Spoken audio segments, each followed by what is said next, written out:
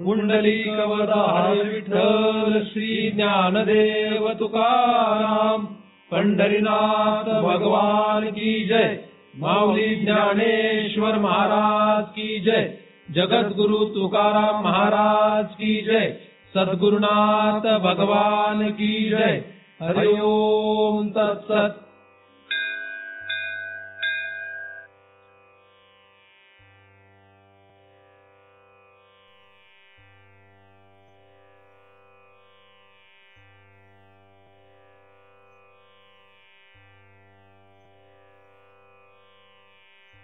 ध्यानमूलं गुरुमूर्ति, पूजामूलं गुरुपदम, मंत्रमूलं गुरुर्वाक्यम, मुक्तिमूलं गुरु कृपा।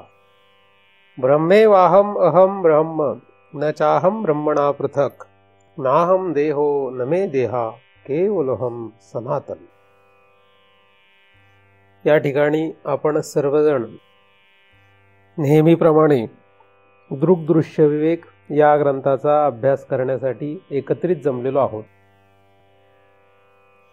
या ग्रंथाचा हेतू दृक आणि दृश्य यामध्ये विवेक करणे असा आहे आणि या विवेकातून ज्ञानमार्गाला अपेक्षित असलेली जी काही मुक्ती आहे ती आपणाला प्राप्त होणार आहे। आपण 8व्या क्रमांकाच्या श्लोकाचा अभ्यास करतो आहोत। अहंकारस्य तादात्म्यम, अहंकारस्य तादात्म्यम चिच्छाया देह साक्षीभिः सहजम कर्मजम भ्रांतिजन्यम च त्रिविधम क्रमात।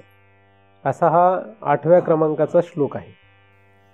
अहंकाराचं तादात्म्य तिघांशी होतं, त्यातील एक म्हणजे चिच्छाया, दुसरं म्हणजे देह आणि तिसरं म्हणजे साक्षी।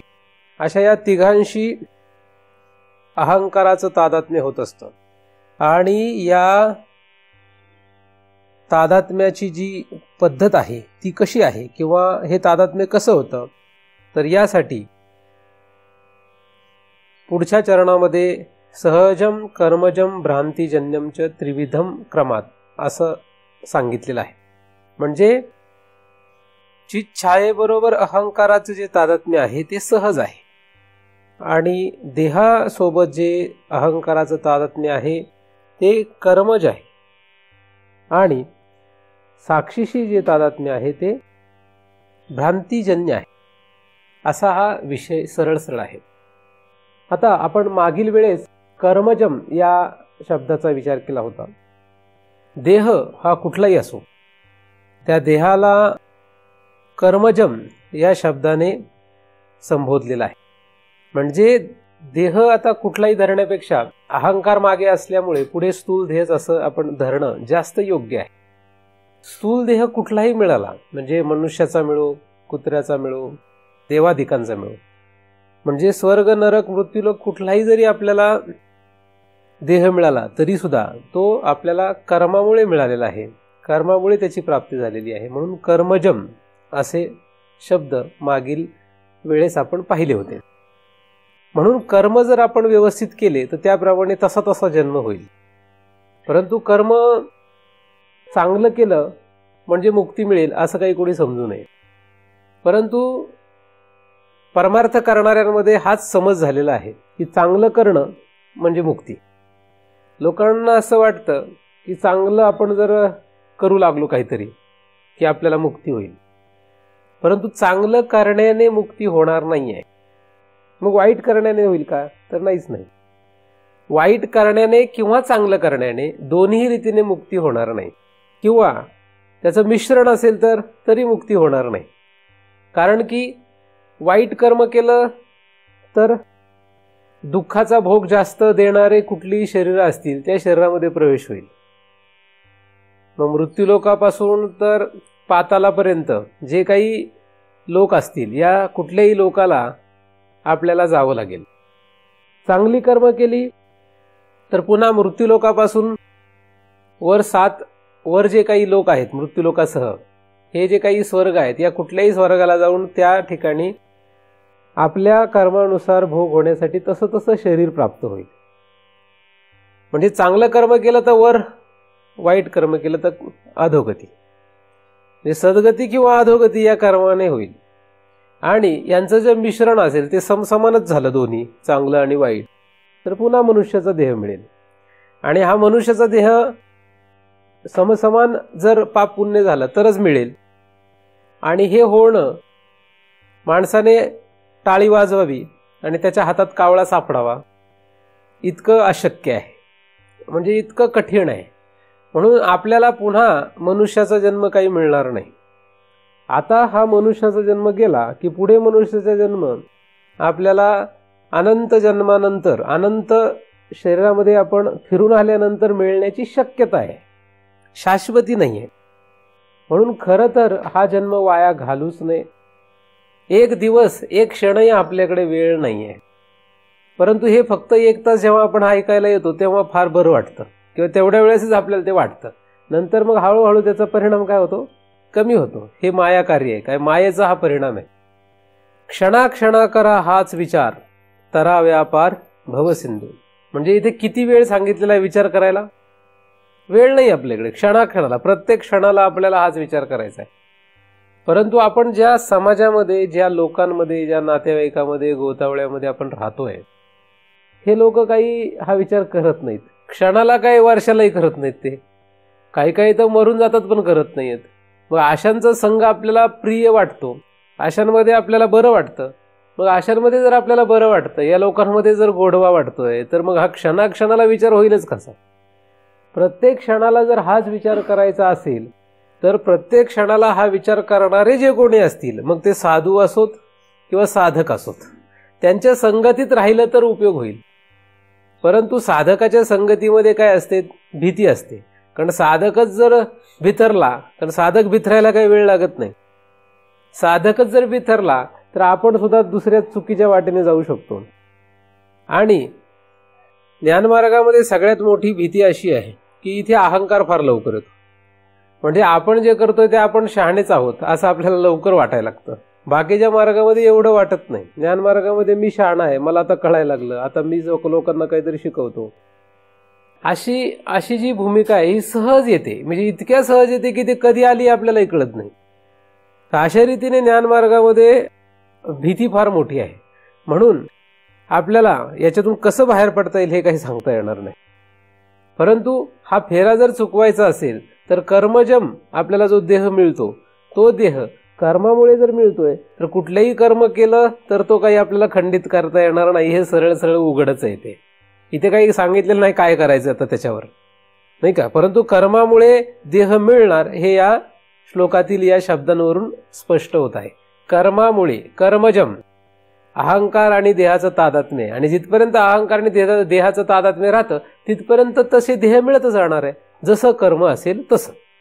कर्मजम, कर्मामुळे तयार झालेले हे देह आहेत की ज्या देहाशी अहंकाराचं तादात्म्य आहे. असा हा विषय आपण मागील वेळेस पाहिलेला आहे. आता पुढचा जो भाग आहे, अहंकाराचं तादात्म्य आहे साक्षीशी. साक्षी आणि अहंकाराचं तादात्म्य कसं आहे? साक्षी हा जो शब्द आहे, हा साक्षी म्हणजे पाहणारा. साक्षी म्हणजे जो पाहतो पण कोणाच्याही बाजूने नसतो, त्याला म्हणतात साक्षी. साक्षी हा कधीही कोणाच्या बाजूने असू शकत नाही. तो फक्त साक्षी आहे, तो फक्त पाहणारा आहे. आणि जे पाहिल ते तो बोलला तर तो खरं बोलेल. समजा बोललाच, साक्षी बोलला तर काय होईल? तो खरं बोलेल. मग तो कोणाच्या बाजूने जर बोलला तर तो साक्षी राहणार नाही. एवढं साधं गणित आहे. कोणाच्याही बाजूने जर बोलला तर तो खरा साक्षी नाहीये. त्याने कोणाच्या बाजूने बोलायचंच नाहीये, त्याने जे आहे ते बोलायचंय. खरं तर साक्षी म्हणजे नुसताच पाहणारा खरं तर, पण बोलायचं ठरलं तर जे पाहिल तेच बोलला तर तो साक्षी, नाहीतर तो साक्षी नाही. साक्षीला खरं बोलायची गरजच नाही, कारण तो फक्त साक्षी आहे, फक्त पाहतोय तो, नाही का? जसं घरामध्ये लावलेला दिवा हा फक्त साक्षी आहे. मग त्या घरामध्ये एखादा मनुष्य चांगलं काम करो किंवा वाईट काम करो, आता दोन्ही कामाला तो दिवा काय? साक्षी आहे. परंतु तो दोन्ही कामामध्ये काही ढवळाढवळ करत नाही. ना ह्या कामात ढवळाढवळ करतोय ना त्या कामात ढवळाढवळ करतोय. कुठल्याही कामामध्ये तो ढवळाढवळ करत नाहीये. कोणाच्याही बाजूने तो नाहीये. चांगलं काम करणाऱ्याच्या बाजूने दिवा आहे काय? वाईट काम करणाऱ्याच्या बाजूने आहे का? नाही, दोघांच्याही बाजूने तो नाही आहे. म्हणजे तो खरा साक्षी आहे. खरं तर साक्षी म्हटलं की दिव्याचं उदाहरण योग्य आहे. म्हणजे दिवा जसा साक्षी असतो, घरामध्ये चाललेल्या प्रत्येक व्यवहाराला दिवा जसा साक्षी आहे, जगात चाललेल्या सर्व व्यवहाराला जसा सूर्य साक्षी आहे, तर सूर्याला आपल्याला साक्षी म्हणता येईल, दिव्याला साक्षी म्हणता येईल. त्याप्रमाणे साक्षी हा शब्द लक्षात घ्यावा. बरेच लोक बऱ्याच वेळा म्हणतात आम्ही साक्षी आहे असं म्हणतात. म्हणजे त्यांना काहीतरी अंतःकरणामध्ये उठणाऱ्या वृत्ती वगैरे ते थोड्याफार पाहायला लागले, जगाकडे थोडं पाहायला लागले की त्यांना वाटतं आपण साक्षी झालो. बरेचसे लोक असं शिकवतातही, परंतु तो काही खरा साक्षीभाव नाही आहे. साक्षीभाव ही काही साधारण अवस्था नाही आहे. साक्षी झाला की विषय संपलेलाच आहे. खरं पाहिलं तर साक्षी झाला की विषय संपला. साक्षी झाले की आपल्याला काही राहत नाही शिल्लक, तसं म्हटलं तर साक्षी हा जो आहे हा साक्षी आणि अहंकार यांचं तादात्म्य.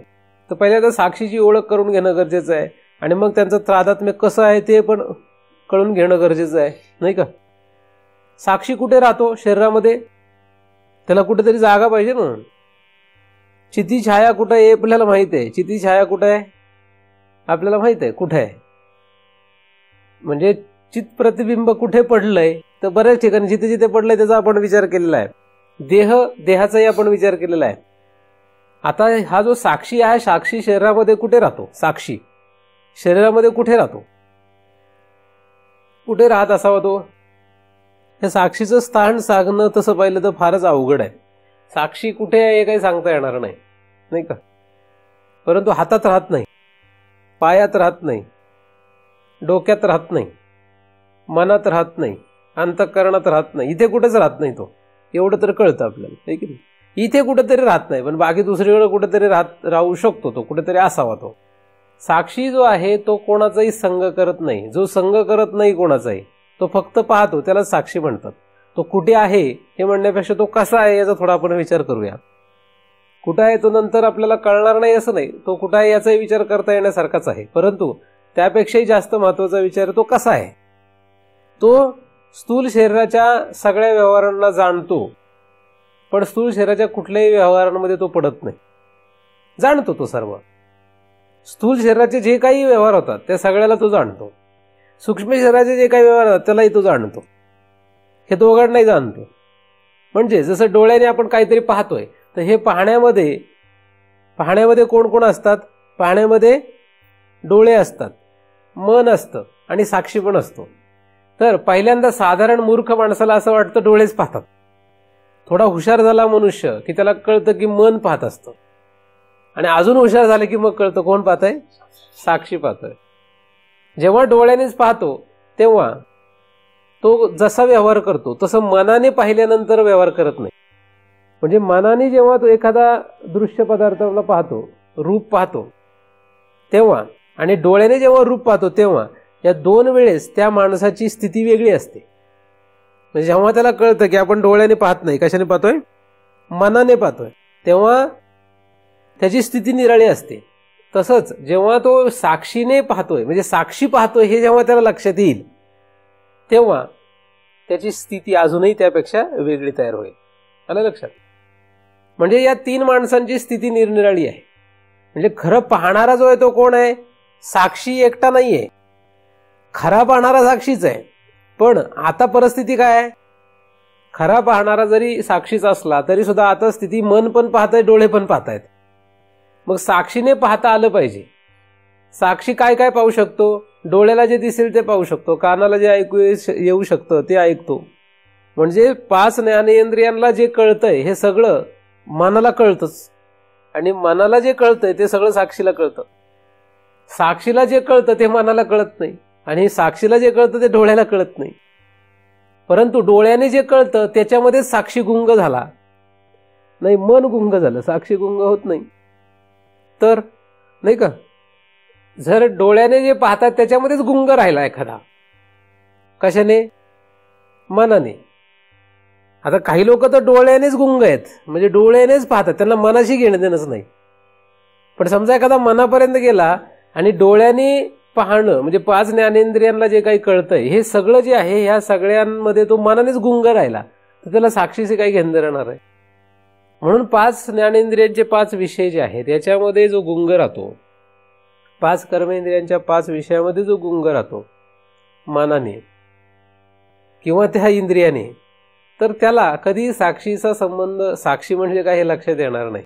म्हणून साक्षी जर कळून घ्यायचं असेल तर आपल्याला या 5 ज्ञानेंद्रिय 5 कर्मेंद्रियांचा निग्रह करायलाच पाहिजे. हा व्यतिरेक आहे, व्यतिरेकामध्ये करावंच लागतं. लोक व्यतिरेक न करताच अन्वयावर येतात, मग गडबड होते. कारण अन्वय बरं वाटतं, सगळं ब्रह्मच आहे असं म्हणून लोक मस्त मजेत जगू लागतात, परंतु ते गडबड आहे. ती व्यतिरेक पूर्ण झाल्याशिवाय कधी अन्वय कळणार नाही आहे. अन्वय हा डायरेक्ट करताच येत नाही खरं तर. म्हणून आपल्याला पुन्हा सावध होऊन या ज्ञानेंद्रिय आणि कर्मेंद्रियांचा निग्रह करून आपल्याला आतमध्ये गेलं पाहिजे आणि मनाने पाहायच्या ऐवजी पुढे साक्षीने पाहता आलं पाहिजे. पण साक्षीने पाहणं हे जे आहे हे फार अवघड आहे. त्याला आपल्याला काही साधनांचा अवलंब केल्यानंतरच साध्य करता येईल. साक्षी काय काय पाहतो? साक्षी जे मनाने पाहता येतं, जे डोळ्याने पाहता येतं, म्हणजे स्थूल आणि सूक्ष्म शरीराने जे जे होतं हे सगळं पाहणारा साक्षी आहे. डोळ्याला मन पाहता येत नाही, डोळ्याला मन पाहता येत नाही, मनाला साक्षी पाहता येत नाही. मनामध्ये किंवा सूक्ष्म देहामध्ये जे काही चाललंय तो साक्षी पाहतो. मनामध्ये सूक्ष्म देहामध्ये जे काही चाललंय ते साक्षी पाहतो. स्थूल देहामध्ये जे काही चाललंय तेही साक्षी पाहू शकतो. परंतु या दोघांनाही साक्षीकडे बघता येत नाही. साक्षी जो आहे हा साक्षी कोणाशी तादात्म्य पावतो काय? खरं तर तो तादात्म्य कोणाशीच पावत नाही. साक्षी कोणाशी तादात्म्य पावत नाही. मग साक्षी जर कोणाशी तादात्म्य पावतच नाही, ते तादात्म्य कसं काय दिलंय? तिथे लिहिलंय भ्रांतिजन्य आहे. ते भ्रांतिजन्य म्हणजे तो भ्रम आहे. साक्षीचा कोणाशी कधीही संबंध नसतो, पण भ्रमाने म्हणजे खोटा भाव. भ्रांती म्हणजे भ्रम, भ्रांती म्हणजे खोटा भाव. खोटा भाव हा आहे की किंवा भ्रम हा आहे की अहंकाराचं आणि साक्षीचं तादात्म्य होतं म्हणजे झालेलं आहे. हा जो भ्रम आहे तो झालेला आहे. साक्षी आणि अहंकाराचं तादात्म्य हा भ्रम आहे. पण हा भ्रम लक्षात येतो काय किंवा हे लक्षात येतं काय? हा भ्रम लक्षात येणं फार लांबची गोष्ट आहे, किंवा हे तादात्म्य लक्षात येणं फार लांबची गोष्ट आहे. लोकांचं जे लक्ष आहे ते फक्त देह आणि अहंकार यांचंच तादात्म्य आहे हेच लक्षात येत नाही. देहाचं अहंकाराचं तादात्म्य हे लक्षात येत नाही. चित छाया आणि अहंकाराचं तादात्म्य हेही लक्षात येत नाही. मग साक्षी आणि अहंकाराचं जे तादात्म्य आहे ते लक्षात येईल कसं, हा मोठा प्रश्नच आहे, नाही का? म्हणजे एकापेक्षा एक हे अवघड तादात्म्य आहेत. हे जे तादात्म्य या ठिकाणी आपण पाहतोय हे एकापेक्षा एक अवघड आहेत. अहंकार म्हणजे काय? आता अहंकार म्हणजे काय, साक्षी म्हणजे काय? साक्षी म्हणजे खरं जर विचार केला तर साक्षी म्हणजे काय? साक्षी म्हणजे फक्त प्रकाश आहे. साक्षी म्हणजे काय? फक्त प्रकाश आहे, जाणीव रूप आहे, तो फक्त चिद्रूप आहे. साक्षी हा खरा चिद्रूप आहे. साक्षी हा खरा सतरूप आहे. साक्षी हा खरा आनंदरूप आहे. साक्षीचं स्वतःचं स्वरूप जे आहे ते सतरूप चिद्रूप आनंदरूप आहे, त्याचं स्वतःचं स्वरूप. आता त्याला साक्षी हे नाव आलंच का, हाही मोठा प्रश्नच आहे, नाही का? साक्षी हे त्याला नाव का आलं?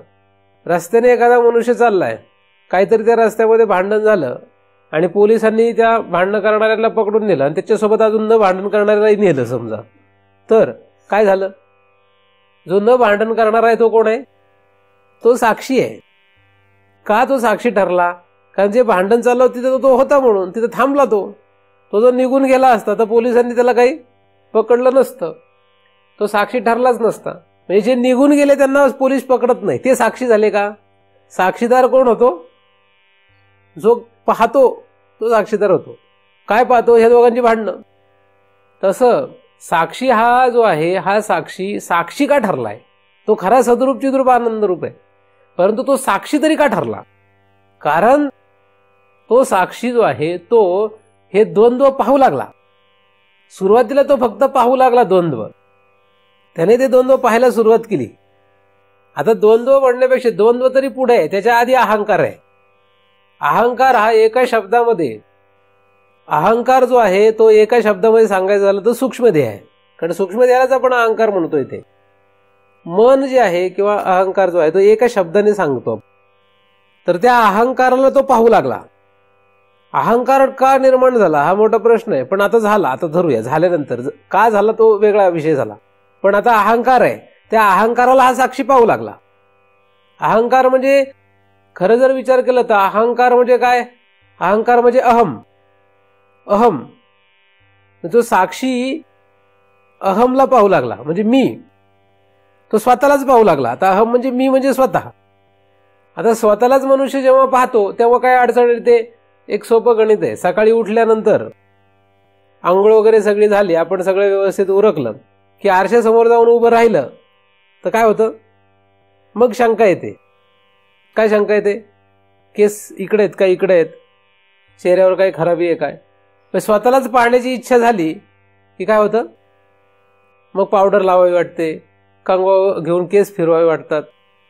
स्वतःला पाहायची इच्छा झाली, पाहायची इच्छा झाली नाही का अहमला, तर अशी गडबड होते. म्हणजे आरशासमोर जातो का माणूस? आरशासमोर जायचं कारण काय? शंका येते, माझा चेहरा नीट दिसतो का नाही, अशी शंका येते, आणि म्हणून तो आरशासमोर जातो. आणि मग शंका आली, आरशासमोर गेला की मग काय होतं? मग चांगलं किंवा वाईट काही होतं. म्हणजे पावडर लावावी वाटेल किंवा नाही वाटणार, केस विंचरावे वाटतील किंवा नाही वाटणार, चेहरा धुवा वाटेल किंवा नाही वाटणार, असे द्वंद्व तयार झालं. तसं साक्षी जेव्हा अहमला स्वतःलाच पाहण्याची इच्छा ठेवतोय, तुम्ही म्हणाल साक्षीला अशी इच्छा ठेवायचं काय कारण आहे? असं का करेल साक्षी, नाही का? त्याला स्वतःलाच असं का वाटेल? का वाटेल पेक्षा वाटलं हे महत्वाचं आहे आता सध्या, नाही का? काही वेळेस कसे असतात की का वाटल्यापेक्षा वाटलं हे महत्वाचं आहे. म्हणजे साक्षीला वाटलं की मीच मला जाणावं, मीच मला लक्षात घ्यावं, मीच मला पाहावं. मग कशात पाहावं? आपणच आपल्याला पाहायचं म्हटलं की आपण आरसा घेतो. त्याचप्रमाणे आपणच आपल्याला पाहावं असं जेव्हा साक्षीला वाटलं तेव्हा त्याने अहंकार घेतला, म्हणजे अहमला घेतलं. आणि जसं अहम मी असं म्हटलं की मग शंका आली, चांगला दिसतो का वाईट दिसतो, नाही का? चांगला का वाईट, पापरूप का पुण्यरूप, धर्मरूप का अधर्मरूप, सुखरूप का दुःखरूप, मग मी कसा असेल, असा प्रश्न तयार होतो. आणि मग दुःखरूप वाटला की मग सुखाच्या पाठीमागे धावणार, सुखरूप वाटला की अजून सुखाच्या पाठीमागे धावणार, आणि ते नाही मिळालं की मग परत दुःख तयार होणार. दुःख तयार झालं की मग परत दुःख संपवण्याचा प्रयत्न करणार. मग असं ते चक्र सुरू झालं. तर साक्षी मुळात जो आहे त्याला पाहण्याची इच्छा, तर पाहण्याची इच्छा हा त्याचा धर्म आहे. कारण जाणीव हा धर्म त्याचा स्वतःचाच आहे. जाणणं हा धर्म कोणाचा आहे? त्याचा स्वतःचा धर्म आहे जाणणं. पण त्याने जाणायचं काय ठरवलं? स्वतःलाच. स्वतःला जेव्हा जाणायचं त्याने ठरवलं तेव्हा त्याने अहंकार घेतला. स्वतःला जाणायचं ठरवलं, काय घेतला? अहंकार घेतला. आणि अहंकार घेतल्यानंतर त्या अहंकाराशी तो एकरूप झाला. अहंकाराशी एकरूप झाला म्हणजे काय? मी चांगला दिसत असेल का वाईट दिसत असेल, हे कोणाचे धर्म आहेत? द्वंद्व मुळात कोणाचं आहे? त्याचं नाही आहे, ते अहंकाराचा द्वंद्व आहे. ते अहंकाराचे धर्म आहेत.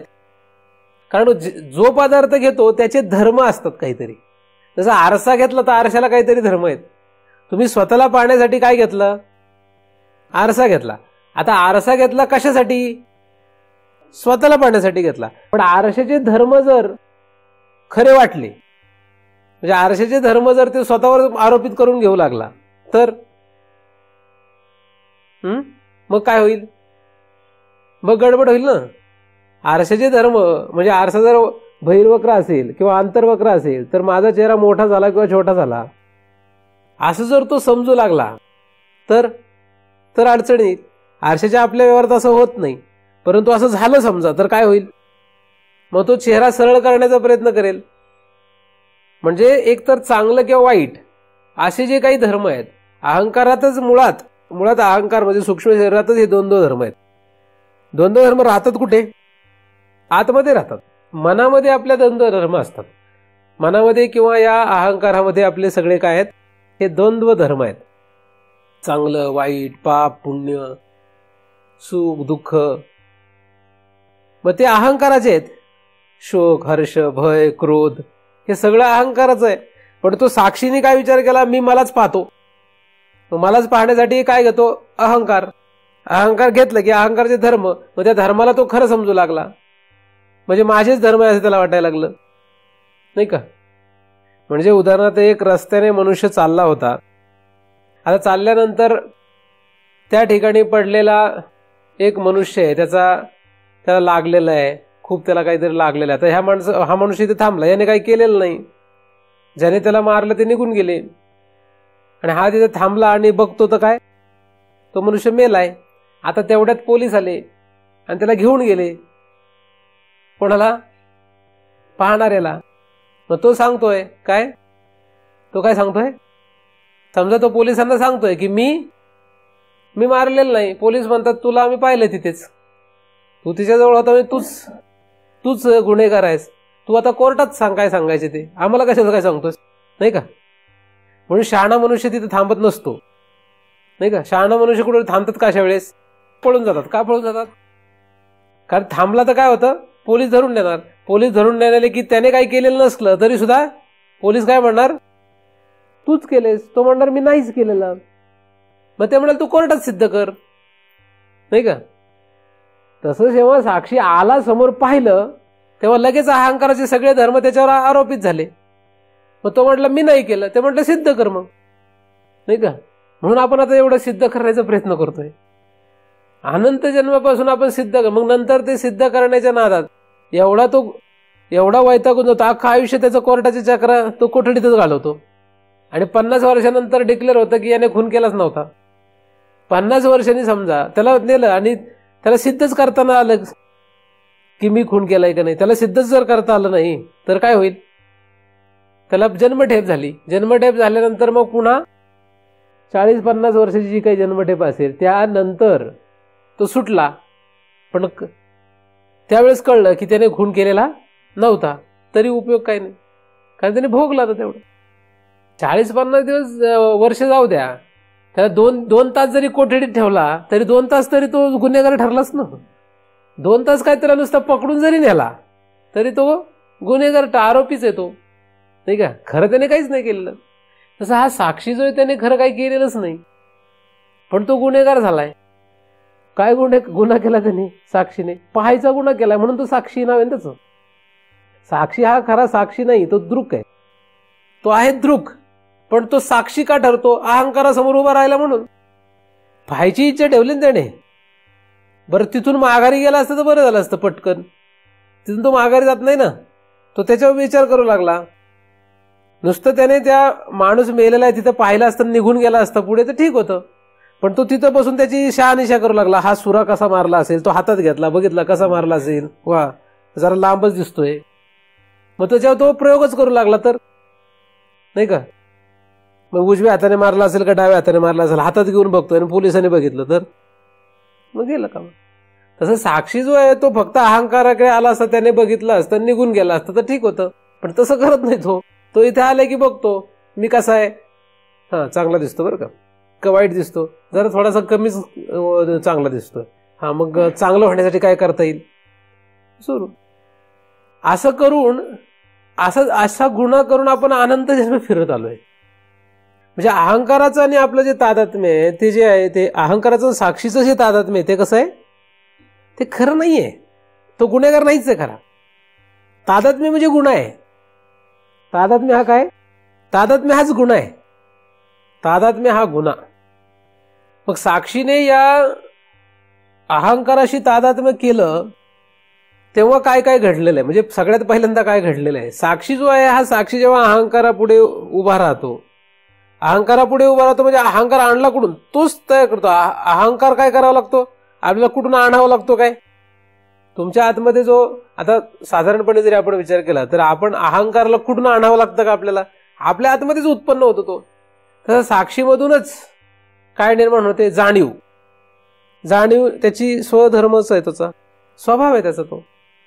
मग जाणणे हा त्याचा स्वधर्म जो आहे, त्याने काय जाणायचं ठरवलं, स्वतःला जाणायचं ठरवलं. स्वतःला जाणायचं ठरवणं हाच गुन्हा आहे खरा.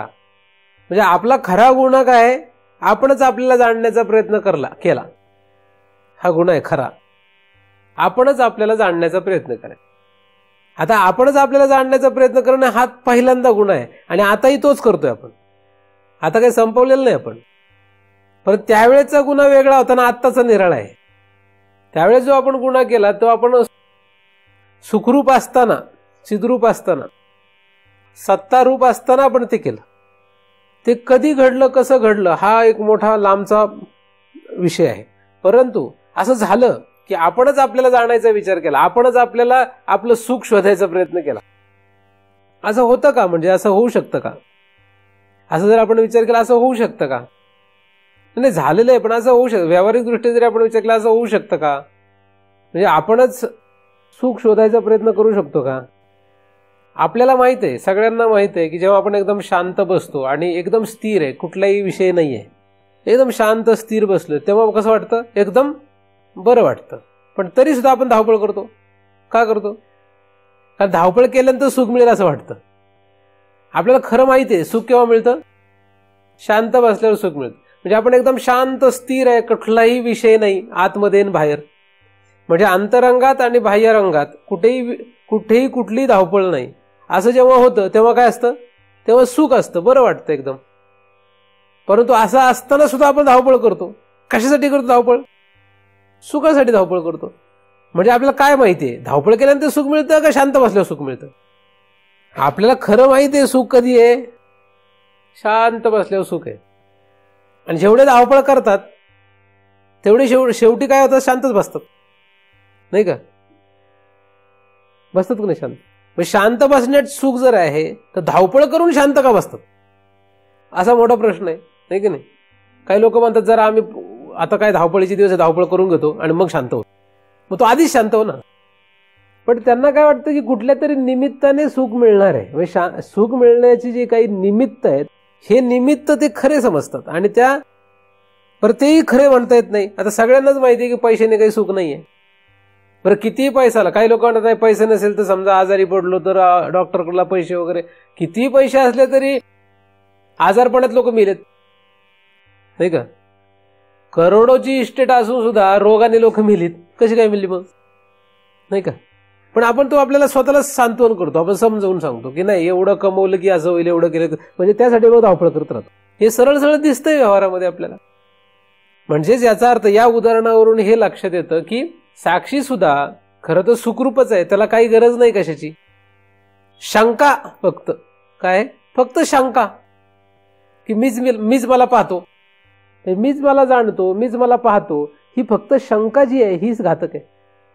मग त्यावेळेस ठरलेली कधीतरी. आणि मग तो जो त्याची जी ही शंका आहे त्या शंकेलाच अहंकार म्हणतात. मग ती त्याची शंका आणि तो असं दोन झाले. मी आणि माझी शंका असं झालं ते.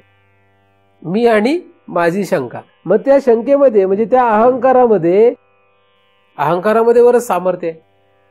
अहंकारामध्ये बरेच धर्म आहेत. मग ते सगळे धर्म या साक्षीने काय केले? हे सगळे पाहायला सुरुवात केली. सुख काय, दुःख काय, चांगलं काय, वाईट काय, पाप काय, पुण्य काय, हे सगळं तो पाहायला लागला सगळं. आता जसं तो पाहायला लागला तसं मग त्याला लक्षात आलं की हे सगळे जे धर्म आहेत या धर्मामध्ये हे सगळे धर्म जे आहेत त्या अहंकाराच्या मध्ये ते काही संकल्प रूप आहेत, काही विकल्प रूप आहेत.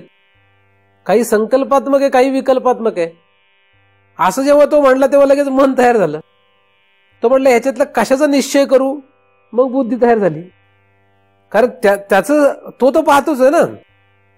त्याची सत्ता आहेच, त्याची शक्ती आहेच, त्याची स्वतःची काय शक्ती आहेच.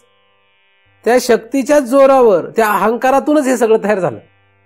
बुद्धी झाली, मन झालं, चित्त झालं. मग आता बुद्धीने ज्याचा निश्चय केला ते भोगावं कसं? मग लगेच इंद्रिय तयार झाली. इंद्रिय झाले, प्राण झाले. पण नुसतं याने भोगता येईना म्हणून स्थूल शरीर झालं. असं करत करत तो प्रपंच वाढत गेला. मग हा प्रपंच वाढला तर स्थूल देहापर्यंत त्याने निर्माण केलं. म्हणजे एका साक्षीने फक्त एवढं करून हे पुढचं सगळं तयार झालं. आता हे सगळं तयार झालं या तादात्म्याशी ते जोडलं पाहिजे.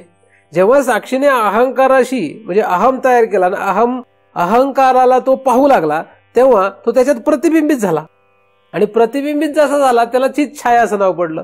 त्या चित छायेचं आणि त्या अहंकाराचं पुन्हा तादात्म्य झालं. त्या दोघांच्या संबंधाने पुढे हे सगळं स्थूल शरीरापर्यंत शरीर तयार झालं. मग पुन्हा तो अहंकार पुन्हा ते शरीराशी तादात्म्य पावला. म्हणजे आधी साक्षी, साक्षीमुळे अहममुळे पुढे त्या अहंकारामध्ये प्रतिबिंबित झाला. प्रतिबिंब आणि अहंकार यांचं तादात्म्य झालं. साक्षीपासून अहम पासून चिती, अहम मध्ये चितीछाया, चितीछायाचं आणि अहंकाराचं तादात्म्य. त्यांच्यापासून इंद्रिय आणि देह, मग देहाचं आणि अहंकाराचं तादात्म्य. म्हणजे ह्याच्यापासून हे तयार झाले, त्याच्यात परत तो प्रतिबिंबित झाला, त्याच्यापासून परत त्या दोघांचं तादात्म्य झालं, त्याच्यापासून पुन्हा देह तयार झाला आणि देहाचा आणि पुन्हा अहंकाराचं तादात्म्य. सगळं गुणाकार होत गेलं त्याचा. आणि हे सगळं होताना ह्या सगळ्यांपर्यंत कोण गेला? साक्षी सगळ्यात गेला. तो असं काय तो तिथे थांबला नाही. तो साक्षी सगळ्यात वाहत गेला. कशा रूपाने? प्रतिबिंब रूपाने. आधी अहंकारात, प्रतिबिंब रूपाने अहंकारात गेला. पुन्हा अहंकाराने प्रतिबिंबाचं तादात्म्य झालं, अहंकाराने चित छायेचं तादात्म्य झालं. तिथून पुढे देह निर्माण झाला, देहात सुद्धा गेला. देहात सुद्धा तो प्रतिबिंब रूपाने गेला. अहंकार सुद्धा देहात गेला. म्हणजे स्थूल देहामध्ये कोण कोण आलंय? अहंकार पण आलाय. स्थूल देहात अहंकार पण आला, प्रतिबिंबित चैतन्य पण आलं आणि साक्षी सुद्धा आला. हे सगळेच वाहत आले तिथपर्यंत. म्हणून तो खरं तर साक्षी राहिलाच नाही. साक्षीचं साक्षी रूप निघून गेलं. बरं, शरीरापर्यंतच राहिला नाही, तो बाहेरही आला. बाह्य पदार्थांवर सुद्धा तो काय करू लागला? अहंकार धरू लागला. म्हणजे अहंकार बाहेर सुद्धा गेला. म्हणजे बाह्य पदार्थाशी सुद्धा तादात्म्य पाहू लागला. असं करत करत त्याने फार मोठा हा व्यवहार जगाचा मांडलेला आहे. म्हणजे अशा प्रकारे साक्षी हा जो इथपर्यंत खाली आला, खरं पाहिलं तर साक्षी हा कधीही ह्या सगळ्यांशी तादात्म्य पावलेला नाहीये. खरं जर विचार करू लागलो तर अहंकाराचं आणि देहाचं सुद्धा तादात्म्य खरं तर नाहीये, खरं पाहिलं तर. परंतु जे मानलेलं आहे ते फक्त कर्मज मानलेलं आहे. कर्मज ते का मांडलंय? कारण कर्मामुळे तो देह मिळतो म्हणून, आणि देह मिळाला म्हणून त्याला अहंकाराला त्याच्याशी तादात्म्य धरावं लागतं म्हणून. अहंकार आणि चितीछाया यांचं पण तादात्म्य काही खरं नाहीये. त्यांचं पण काही खरं नाहीये तादात्म्य. पण त्यांचं सुद्धा ते तादात्म्य मांडलंय ते सुद्धा काय? सहज मांडलेलं आहे. सहज जे तादात्म्य हे जे आहे हे सुद्धा कसं आहे? तर त्याला काही कुठली कृती करावी लागत नाही. जसं कर्मज तादात्म्यामध्ये काय होतं? कृती आहे, क्रिया आहेत. परंतु अहंकारामध्ये आणि चितीछायेमध्ये कुठली क्रिया होत नाही. तिथे सहजच होऊन जातं ते तादात्म्य. सहज कसं होतं? कारण त्याला आधी साक्षी जो आहे तो अहंकाराला उत्पन्न करतोय. साक्षी जो आहे तो अहंकार निर्माण करतो. अहंकार का निर्माण करतो?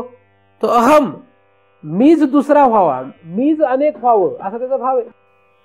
एकोहम बहुश्याम असं त्याला समष्टीने म्हणतात. तर त्याला वाटलं मीच मला पाहावं. आरशामध्ये जो पाहतो तो कोण आहे? आरशामध्ये कोणाला पाहायची इच्छा होते? आपल्यालाच पाहायची इच्छा होते. हे जर आपल्याला माहिती आहे, आपण रोजच पाहतो, आपल्याला स्वतःलाच आरशामध्ये पाहण्याची इच्छा होते. मग तसं साक्षीला स्वतःलाच पाहण्याची इच्छा होणार नाही का? मग कशी पाहायची इच्छा होते आपल्याला? सकाळी आरशासमोर आपण उभं राहून आपल्याला कसं पाहण्याची इच्छा असते? कसं पाहावं वाटतं आपल्याला? कसं पाहतो आपण आरशामध्ये? नुसती पाहण्याची इच्छा आहे का कसं पाहण्याची इच्छा आहे? शृंगार, नीटनेटकं, म्हणजे असं तसं काहीतरी ठरवलेलं असतं, असं पाहायचंय आपल्याला. म्हणजे साडी घालून किंवा ड्रेस घालून, दागिने घालून असं पाहायची इच्छा आहे. म्हणजे काय नुसतं पाहायची इच्छा नाहीये. तसं साक्षी जेव्हा पाहतोय तेव्हा त्याला सुरुवातीला जरी पाहण्याची इच्छा असली, आरसा पहिल्यांदा जो घेतला असेल तेव्हा फक्त पाहण्यासाठी घेतलाय. नंतर तो पुढचा विचार सुरू झाला. आरसा पहिल्यांदा कशासाठी घेतलाय? फक्त पाहण्यासाठी घेतलाय. पण नंतर मात्र तो पाहण्यापेक्षाही जास्त त्याचे उपयोग होऊ लागले. तसं अहम पहिल्यांदा स्वतः मी फक्त स्वतःचं अस्तित्व, स्वतःची सत्ता लक्षात घेण्यासाठी अहम तयार झालाय, अहंकार.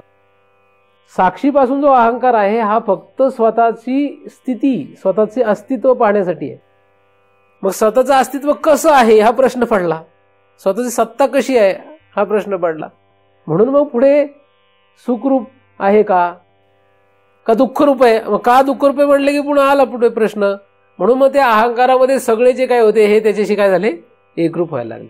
पण हा जो काही संबंध झालेला आहे हा मुळात खरा नाहीये. इथे जी आहे इथेच खरी भ्रांती आहे. भ्रांती कुठे आहे, खरी भ्रांती इथे आहे. साक्षी जो आहे हा साक्षी खाली जो जातो तो खाली जातो हे सुद्धा खरं नाहीये. म्हणजे आपण जरी विचार केला की साक्षी पुढे वाहत वाहत वाहत खाली जातो तर खरा साक्षी जातच नाही पुढे. आता हे समजून घेण्यासाठी आपण एक आरशाचं उदाहरण पाहू, म्हणजे थोडंसं अजून आपल्याला ते स्पष्ट होईल की काय झालं नाही. सूर्याचा जो प्रकाश आहे हा सूर्याचा प्रकाश सूर्याच्या ठिकाणी जो आहे तो कसा आहे, तो सूर्याच्या ठिकाणी असलेला सूर्याचा प्रकाश हा प्रखर आणि जसा आहे तसा आहे. आता जेव्हा तो प्रकाश खाली येतो आणि त्या प्रकाशाला आपण आरशामध्ये घेतो, आरशामध्ये जेव्हा आपण सूर्याचा प्रकाश घेतो तर आरसा नावाचा जो काही पदार्थ आहे त्या पदार्थामध्ये सूर्याचा प्रकाश पडल्यानंतर तो परावर्तित होतो. ज्या क्षणाला तो परावर्तित होतो त्याच्यानंतर तो परावर्तित प्रकाश आणि आरशाच्या आधीचा प्रकाश यांचा काही संबंध तसा नाहीये.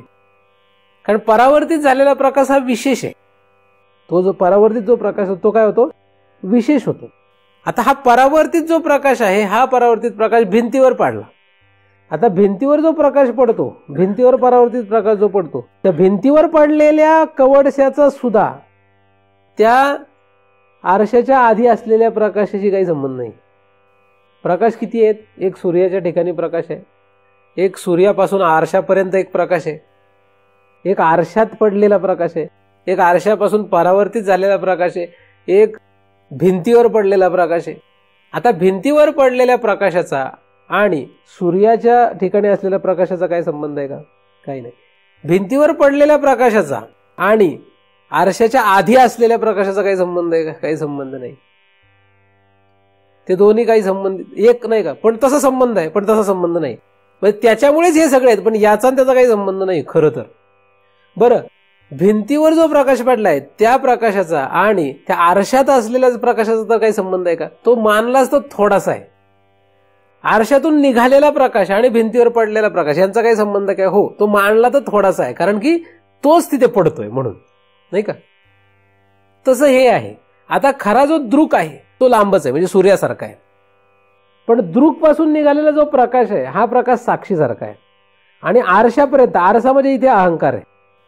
आरशाला जेव्हा प्रकाश स्पर्श करतो तर स्पर्श करण्याच्या आधीपर्यंत तो प्रकाश वेगळा असतो. स्पर्श केल्याबरोबर त्या आरशामध्ये जो प्रकाश आहे आणि परावर्तित झालेला प्रकाश तो वेगवेगळा आहे. तसं साक्षी जिथपर्यंत अहंकाराला स्पर्शच करत नाही, म्हणजे ह्या अहंकारला जोपर्यंत तो स्पर्शच करत नाही तिथपर्यंत तो साक्षी आहे खरा. पण जेव्हा तो अहंकाराला स्पर्श करतो तेव्हा त्या अहंकारामध्ये तो पहिल्यांदा प्रतिबिंबित होतो, म्हणजे जसा आरशामध्ये प्रकाश प्रतिबिंबित होतो. आणि मग त्या अहंकारापासून तो वाहायला लागतो. कारण अहंकारामध्ये गुणधर्म आहे परावर्तित करण्याची, आरशामध्ये गुणधर्म काय, परावर्तन करणे. परावर्तन करणे म्हणजे वाहायला लावणे.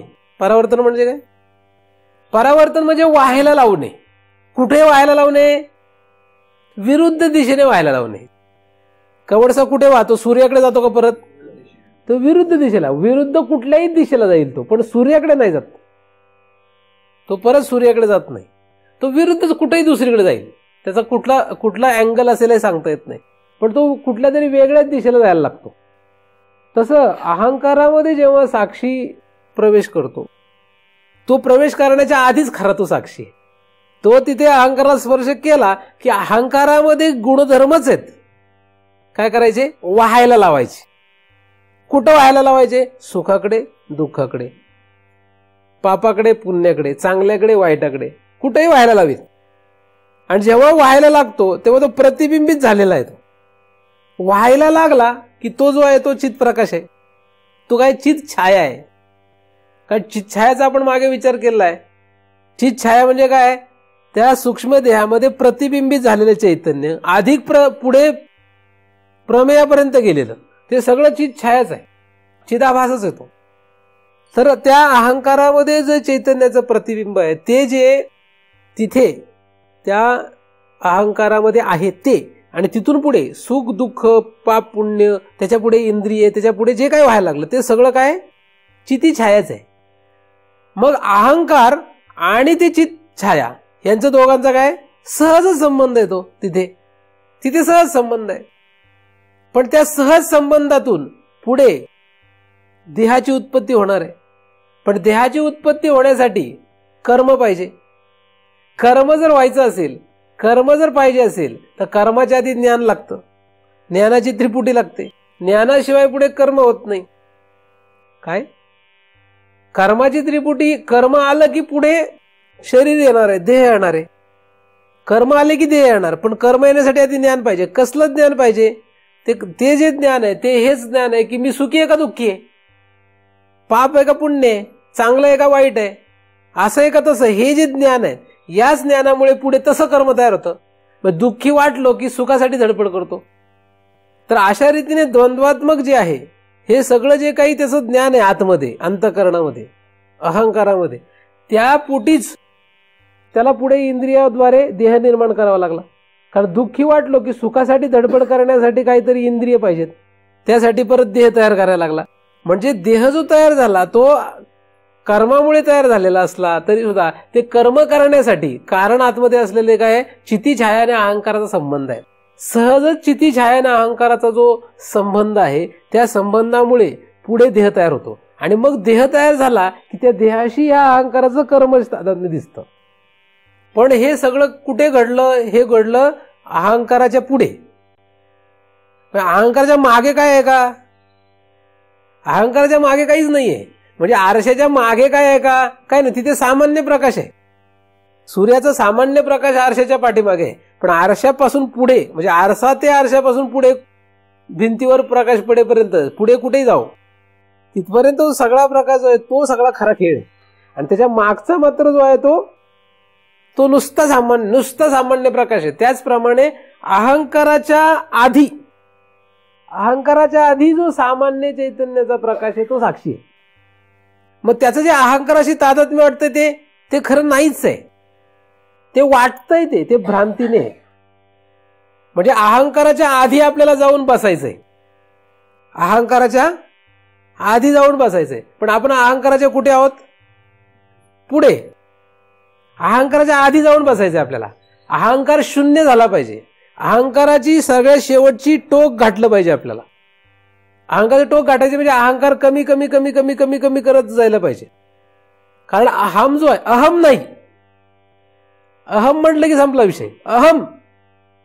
आता मम म्हटलं तर मम म्हटलं तरी गेला. मम म्हटलं की हे दुसरे दोन. आणि अहम म्हटला की हा भ्रांती. अहम हीच भ्रांती आहे. अहम ही काय? मम म्हणजे संसर्ग अध्यास आणि अहम म्हणजे तादात्म्य अध्यास. तर अहम नाही, अहम म्हणायचं नाही. मम तर नाहीच नाही म्हणायचं. मम म्हणायचं नाही ना अहम म्हणायचं नाही. मग अहम म्हणायची सवय गेली की विषय संपला. पण आपल्याला काय वाटतं आपल्याला सहज काय वाटतं? सगळ्यांनी आपल्याला ओळखलं पाहिजे, सगळ्यांनी आपलं नाव घेतलं पाहिजे. हे काय? अहम आहे. आपल्याला जगात कोणीच ओळखलं नाही पाहिजे.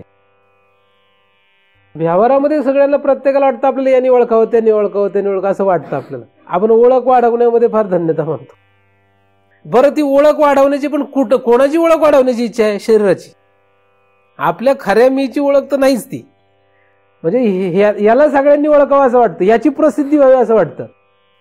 आणि याची प्रसिद्धी नाही झाली तरी चालेल. काही लोक म्हणतात हे तर राहणार नाहीये, मग आपलं नाव राहावं म्हणतात. आणि बरेचसे लोक म्हणजे तुमच्यापैकी बरे असे असतील की परमार्थ जरी तुम्ही करायला लागले तरी तुम्हाला असं वाटेल आपल्याला पण ओळखलं पाहिजे, महाराजांना जसे ओळखतात तसं. असं आपोआप वाटायला लागतं. म्हणजे व्यवहारातही तसं आहे, परमार्थातही तसं आहे. उलट तुम्ही आहेत का नाही हेच कळलं नाही पाहिजे कोणाला. आता महाराजांना दुर्दैवाने हे करावं लागतं म्हणून ओळख वाढली.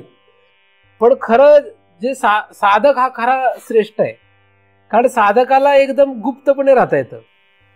जगामध्ये आपल्याला कोणीच ओळखलं नाही पाहिजे असं जेव्हा होतं, म्हणून साधकाला हे चांगलं आहे ना. कोणीच ओळखत नाही आपल्याला. शेजारचं पण आपल्याला ओळखत नाही हा कोण आहे नक्की. आणि उलट आपल्याला ओळखायला लागले की काय झालं, आपल्याला अजून परमार्थ अवघड झालाय. आपल्याला ओळखायला लागले म्हणजे काय झालं, आता अवघड झाला का सोपा झाला? म्हणजे आपण जेव्हा व्यवहार करतो तेव्हा तर तो विषय होता, मग परमार्थ आले तेच करायला लागलो आपण. बोला आपल्याला कोणीच ओळखू नये, कोणीच ओळखू नये, नाही का? म्हणजे महिमा आपल्याकडे येऊच नये, महिमा दूर. कारण ओळखायला लागले म्हणजे तेवढा महिमा येतो आपला, है की नाही? मग तो चांगला असो किंवा वाईट असो. मग त्या परिस्थितीमध्ये खरं तर परमार्थ फार अवघड आहे.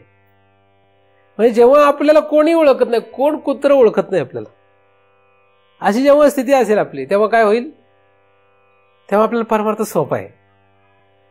पण जेव्हा आपण दुसऱ्याला सांगतो तेव्हा काय होतं? लोक ओळखायला लागतात जास्त, आणि जेवढी जास्त लोक ओळखायला लागतात तेवढा परमार्थ अवघड होऊन बसतो. कारण का? कारण काय होणार आहे? कारण मम वाढले. पण एखादा म्हटला नाही नाही मी कोणाशी तादात्म्य करत नाही, मी कोणाशी संसर्ग ठेवत नाही, असं म्हटला तरी एवढं सोपं नाही ते, आहे का नाही? म्हणणे इतकं ते सोपं नाही. मुळात संसर्ग करू नये आणि अहम म्हणू नये, म्हणजे मम नाही ना अहम नाही, असं जर आपल्याला करता आलं तर साक्षीचं जे तादात्म्य ते भ्रांतिजन्य हे लक्षात येईल. साक्षी खरं तादात्म्य पावलेलंच नाही. आपण कोणाशीच कधी तादात्म्य पावलेलं नाहीये. खरं कधीही कोणाशी आपण तादात्म्य पावलेलो नाही, खरं नाहीच तादात्म्य पावलेलं. ह्या शरीराशी सुद्धा तादात्म्य पावलेलं नाही आपण. शरीराशी तरी कुठल्या तादात्म्य पावलोय काय? नाही. अहंकाराशी सुद्धा तादात्म्य पावलेलो नाही हे जर कळायचं असेल, म्हणजे अहंकाराशी सुद्धा तादात्म्य आपलं भ्रांतिजन्य आहे हे कळण्यासाठी आपल्याला काय करावं लागेल? अहंकार. कारण त्याच्याशी तादात्म्य पावल्यामुळे पुढचे तादात्म्य वाढलं ना, म्हणून भ्रांती काढणं हाच परमार्थ आहे. आपल्याला अहंकाराचं आणि शरीराचं तादात्म्य काढायचं नाहीये. खरं क्षिती छाया आणि अहंकाराचंही तादात्म्य खरं काढायचं नाहीये. आपल्याला तादात्म्य कसलं काढायचंय? भ्रांतिजन्य जे तादात्म्य ते आहे साक्षी. आणि आपण स्वतःला कोण समजतो हा सगळ्यात महत्वाचा विषय आहे. आपण कोण समजतो हे आपल्या कृतीतून दिसत असतं. तुम्ही काय करता त्याच्यावरून लक्षात आहे की तुम्ही कोण स्वतःला समजता. अधिक सत्यत्वाने का मिथ्यत्वाने हा तर फार लांबचा विषय झाला. आपण काय समजतोय स्वतःला? आपण स्वतःला साक्षी समजतोय का? आपण स्वतःला अहंकार समजतोय का? आपण स्वतःला शरीर समजतोय का? स्वतःला चिती छाया समजतोय म्हणजे चिदाभास. म्हणजे तुम्ही स्वतःला शरीरही समजू शकता, नाही का? ह्या शरीराला आपण मी समजू शकतो, किंवा आपण अहंकाराला मी समजू शकतो, किंवा आपण चिती छायेला मी समजू शकतो म्हणजे चिदाभास. कशालाही मी समजू शकतो ना, किंवा साक्षीलाही मी समजू शकतो, किंवा दृक्लाही आपण मी समजू शकतो, नाही? आपण कशालाही मी समजू शकतो. पण हे कशालाही मी समजणं कोणाच्या हातात आहे? हे आपल्या हातात आहे. पण त्याच्यासाठी जे काही करावं लागेल ते करावं लागेल.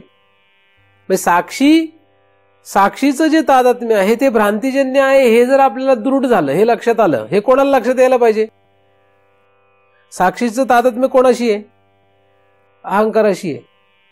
मग हे लक्षात कोणाला आलं पाहिजे? अहंकाराच्या लक्षात आलं पाहिजे. काय प्रश्न आहे माझा? प्रश्न काय आहे? नाही, माझा प्रश्न असा आहे, तादात्म्य जो पावला, तादात्म्य जो आहे हे कोणाला कळलं पाहिजे. म्हणजे भ्रांतिजन्य हे कोणाला कळलं पाहिजे. नाही, आता कोणाला कळलं पाहिजे वगैरे हे सगळं पुढच्या श्लोकांमध्ये येणारच आहे, नाही का? कोणाला कळलं पाहिजे? जाऊ दे, शोधा तुम्ही, शोध घ्या. साक्षी जो आहे हा साक्षी, या साक्षीचा अहंकाराशी तादात्म्य आहे. अहंकाराचं साक्षीशी तादात्म्य आहे. एक वेळेस परस्पर अनन्य अध्यास. या तादात्म्य म्हणजे अध्यास. हा जो होता अध्यास आहे हा कसा आहे? परस्पर अध्यास आहे. म्हणजे ह्याचे धर्म त्याच्यावर, त्याचे धर्म त्याच्यावर. तादात्म्य म्हणजे काय? याचे धर्म त्याच्यावर, त्याचे धर्म याच्यावर. अहंकाराचे जे धर्म आहेत ते काय आहेत? मग अशी आपण विचार केला, सगळे शोक, हर्ष, भय, क्रोध, जे काही द्वंद्व धर्म आहे सगळे अहंकाराचे स्वतःचे धर्म आहेत. साक्षीचे धर्म काय आहे? सत्तारूप, सद्रूप, चिद्रूप, आनंदरूप हे त्याचे धर्म आहेत खरे. मग ते अहंकार घेतो. तादात्म्य होते म्हणजे काय? अहंकार म्हणतो हे माझं आहे, तादात्म्य म्हणजे काय? अहंकार म्हणतो माझं आहे, आणि साक्षी काय म्हणतो? साक्षी म्हणतो हे माझं आहे. साक्षी म्हणतो मी सुखी आहे, दुःखी आहे, आणि अहंकार म्हणतो मीच फक्त, माझ्याशिवाय कोण नाही. कोण म्हणतो? आपण म्हणतो सगळ्यांना. आपल्याला काय वाटतं? मीच राहिलो पाहिजे, बाकी कोण नाही. हे काय? माझीच सत्ता. सत्ता कोणाची पाहिजे? माझी सत्ता पाहिजे. सुखी कोण झालं पाहिजे? मीच झालो पाहिजे. सगळं कळलं कोणाला पाहिजे? मलाच कळलं पाहिजे. हे कोणाचं आहे? हा अहंकार. हे अहंकाराचं काम आहे. म्हणजे मीच सत्तावान, मीच प्रमुख असावा, मीच सुखरूप असावा, मीच सगळं जाणणारा असावा. हे सगळं हे अहंकार त्याचे धर्म घेतो. आणि साक्षी ह्या अहंकारातले सगळे घेतो की मी वाईट आहे, मी चांगला आहे, मी बरा आहे, मी दुःखी आहे, मी सुखी आहे. हे सगळं तो त्याच्यातले धर्म घेतो. म्हणजे ह्या दोघांचं एकमेकांशी काय होतं? तादात्म्य होऊन जातं. पण हे तादात्म्य जे आहे ते भ्रमात्मक आहे. पण आता जेव्हा तादात्म्य होत असतं तेव्हा त्यातला कुठला तरी एकच पदार्थ भासत असतो. तादात्म्यामध्ये काय आहे? दूध आणि पाणी एकत्र झालं तर काय दिसतं? पाणी, दूध, काहीतरी एकच दिसेल, नाही का? कुठलेही तादात्म्य जेव्हा होईल तेव्हा काहीतरी एकच दिसेल. रज्जू आणि सर्प यांचं जेव्हा तादात्म्य होतं म्हणजे तेव्हा काय दिसतं? सर्प तरी दिसेल, नाही तर रज्जू तरी दिसेल. सुवर्ण अलंकार, जेव्हा सोन्याचा अलंकार आहे, सोन्याचा अलंकार बनवला जातो, एक तर अलंकार दिसेल नाही तर सोनं दिसेल. सोनाराला काय दिसतं? सोनं दिसतं. आणि साधारण माणसाला काय दिसतं? अलंकार दिसतो. काहीतरी एकच दिसतं, दोन्ही नाही दिसत. सोनाराला अलंकार दिसतच नाही, नाही का? सोनाराची दृष्टी फक्त काय असते? सोन्याचीच दृष्टी असते त्याच्याकडे. अलंकार तो घडवणारा तो कामाला ठेवतो. तो काय करतो? कलाकुसर करणारा सोनार नसतो, तो कामगार असतो त्याचा. कधी सोनार हा अलंकार घडवत नाही.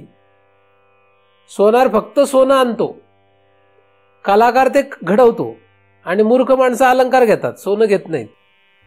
ठीक आहे नाही का? सोनार अलंकार घडवतो. तो कलाकारला सांगतो की तू चांगल्यातल्या चांगल्या, तुला जसं चांगले वाटतील तसे अलंकार घडव.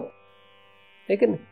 तर अशा रीती सोनार वेगळा, कलाकार वेगळा, आणि अलंकार घेणारा वेगळा. ठीक आहे नाही?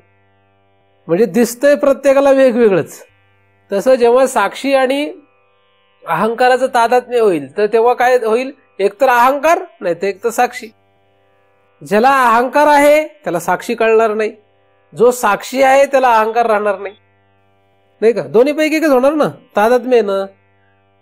एक तर रज्जू, नाही तर एक तर सर्प. ज्याला रज्जू कळेल त्याला सर्प नाही, ज्याला सर्प कळतो त्याला रज्जू नाही. दोन्हीपैकी एकच होणार आहे. आता उदाहरणामध्ये कळणारा दुसरा व्यक्ती आहे, या ठिकाणी कळणारा दुसरा आहे का नाही हा अजून आपल्याला विषय माहित नाहीये. परंतु या उदाहरणावरून हे लक्षात घ्यायचं की दोन्हीपैकी एकच अवस्था असते. तादात्म्यामध्ये एकच, एक तर दूध दिसेल किंवा तो पाणी दिसेल, एक तर रज्जू दिसेल किंवा सर्प दिसेल, एक तर सोनं दिसेल किंवा अलंकार दिसेल. आणि उत्कृष्ट सोनार असेल तर त्याला सोन्यासह अलंकार दिसेल. हा उत्कृष्ट सोनार आहे, त्याला सोन्यासह अलंकार दिसेल. पण त्याच्यापेक्षा शहाणा सोनार असेल तर तो अलंकार पाहणारच नाही. तो म्हणजे मला फक्त सोन्याशीच घेणं देणं, काय अलंकाराचं करायचंय, कसला असो अलंकार, नाही का? मग एखादा अलंकार येतो, उत्कृष्ट कलाकुसर केलेला अलंकार घेऊन सोनाराला विकायला गेला तर तो सोनार म्हणेल का, हा काय उत्कृष्ट अलंकार घडवलेला आहे, दे बरं मला? तो नाही म्हणणार तसं. तो म्हणणार सोनं आहे का त्याच्यात, नाही का? तो सोनं असेल तर घेणार. तो अलंकार किती उत्कृष्ट घडवलेला असेल तर तो सोनार घेणार नाही. म्हणून सोनाराची खरी दृष्टी अलंकाराचीच असते, नाही का? सोन्याचीच असते, त्याची दृष्टी खरी सोन्याचीच आहे. तो अलंकार कशाला घेतोय? म्हणजे उदाहरणामध्ये दोन जेव्हा गोष्टी परस्पर अध्यासात जातात, दोन गोष्टी दोघांचा जेव्हा अध्यास होतो तेव्हा त्यापैकी एकच होत असतं, एकच भासत असतं. मग एक तर अहंकार, एक तर साक्षी. तुम्हाला काय पाहिजे तुम्ही ठरवायचंय. जगा धाकटे व्हायचे तैच लायचे जवळीक माझी. एक तर अहंकार किंवा एक तर भ्रांती घालवायची असेल तर सोपं गणित आहे, अहंकार किंवा साक्षी. आपला अहंकार जाईल कसा? आपली तयारी पाहिजे, अहंकार घालवायची तयारी पाहिजे. नाही, महाराजांचं सगळं पटतंय पण हे काही पटत नाही. हा काय आहे? हा अहंकार असतो, नाही का? नाही, बाकी सगळं बरोबर सांगतात पण आमचं ह्या गोष्टींना ते बोट ठेवतात, ते आम्हाला काही पटत नाही. हा अहंकार आहे. जगामध्ये पटणं न पटणं, चांगलं वाईट असं काही नाहीच आहे मुळात. जे काय आहे ते अहंकार आहे आपला. ज्याला आपण चांगलं समजतो आणि चांगलं समजून करत राहतो तो अहंकार असतो. पुढे कुठेतरी त्याला म्हणतात अरे चुकीचं आहे, मग आपण दुसरं करतो, मग ते आधीचं जे होतं ते गेलं आणि मग नवीन वर अहंकार. म्हणजे खरं ज्याला आपण चांगलं म्हणतो तो सुद्धा आपला अहंकारापोटी सुरू आहे आणि ज्याला आपण वाईट समजतो ते सुद्धा अहंकारापोटीच आहे. म्हणजे अहंकारापोटीच चांगलं वाईट सुरू आहे. अहंकाराला धरून बसलो म्हणूनच सुख दुःख, अहंकाराला धरून बसलो म्हणूनच पाप आणि पुण्य. याला आपण पाप म्हणतो, याला पुण्य म्हणतो का? कारण अहंकाराला धरून बसलोय. आता हे जरा थोडंसं अवघड झालं, पण साधं गणित काय आहे की आपल्याला जगामध्ये कोणी ओळखू नये एवढं लक्षात ठेवायचं. जगामध्ये आपल्याला कोणीच ओळखू नये, कुठं आपलं नामोनिशान राहिलं नाही पाहिजे. त्रिलोकामध्ये आपल्याला नामोनिशान राहायचं नाही असं ठरवलं की ती मुक्तीची इच्छा आहे. नामोनिशान राहणार नाही आपलं. बघा, तुमचं नामोनिशान राहणार नाहीये. इकडे आले तर यायचं का नाही ते ठरवा. नामोनिशान संपवणारा हा मार्ग आहे. आणि आपल्याला असं वाटत नाही आपल्याला थोडी जरा प्रसिद्धी मिळाली पाहिजे, आपल्याला ओळखलं पाहिजे लोकांनी. तुम्हाला कोणीच ओळखणार नाही, कुठंच ओळखणार नाही कोणी. म्हणजे आपल्याला किंमत किती होणार आपली?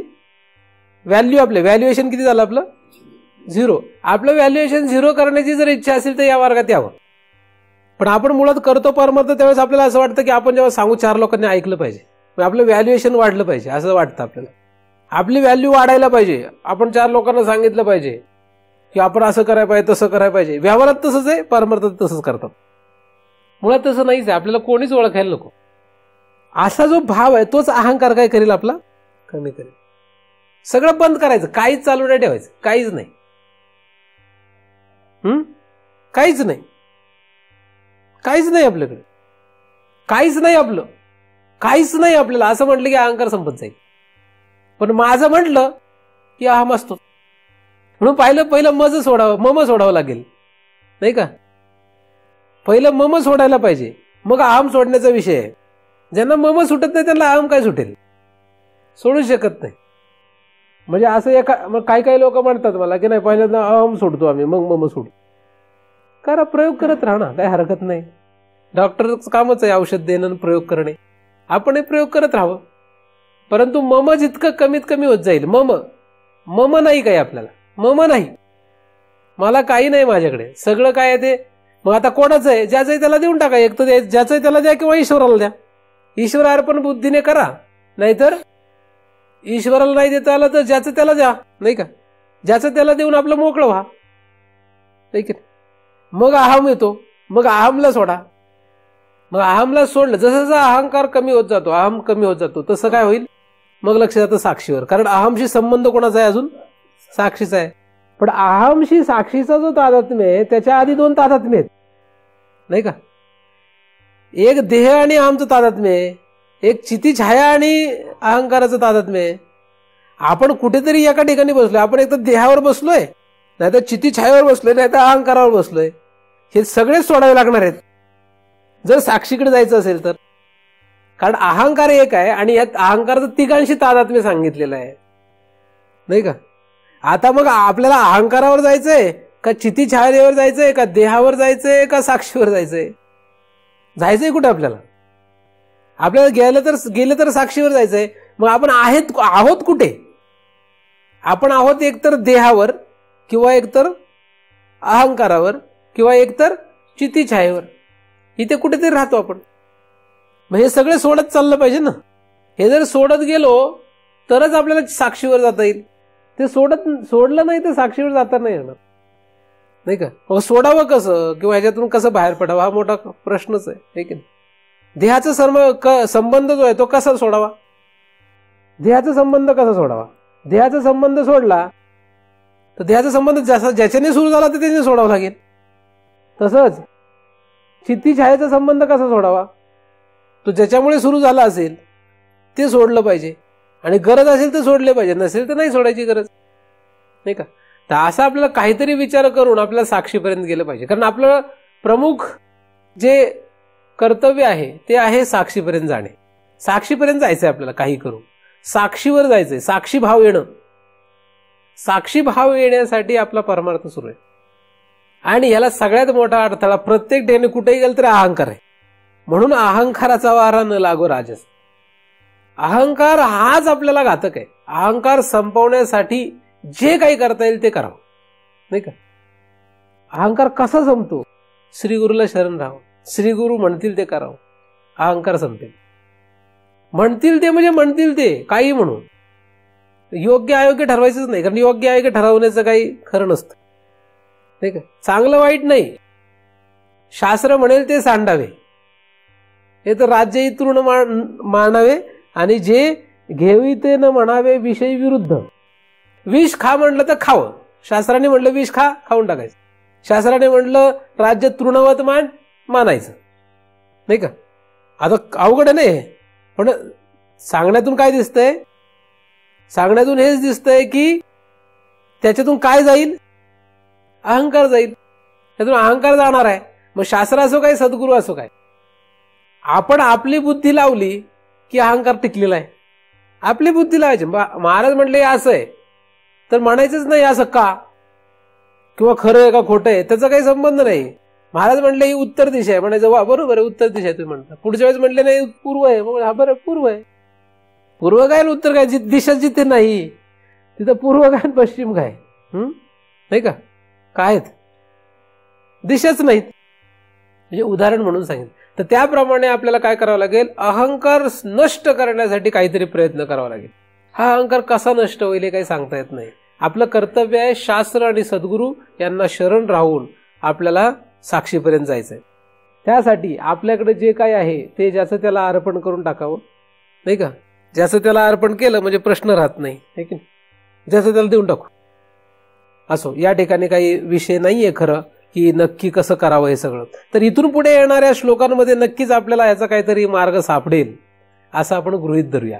आतापर्यंत या श्लोकामध्ये आपण जे पाहिलेले ते फक्त एवढंच आहे की अहंकार आणि चित्छाया देह आणि साक्षी यांचं जे तादात्म्य आहे ते सहज, कर्मज आणि भ्रांतीजन्य असं आहे. एवढंच फक्त आपल्याला याच्यातून कळलेलं आहे. बाकी जे काही मी बोललो अवांतर विषय तो गरजेप्रमाणे ज्या ज्या साधकांना गरजेचं असेल त्यांनी घ्यावा, नसेल गरजेचं तर सोडून द्यावा, है की नाही. आणि पुढे पुढे पुढे आपण या श्लोकांचा अभ्यास करत जाऊ, जेणेकरून हे तादात्म्य कसं काढता येईल याचं काही उत्तर आपल्याला या ग्रंथातून सापडतंय का ते आपण पाहणार आहोत. जे काही चिंतन झालं ते परमपूज्य सद्गुरू अनाप महाराज यांच्या चरणी अर्पण करतो आणि इथेच पूर्ण विराम देतो.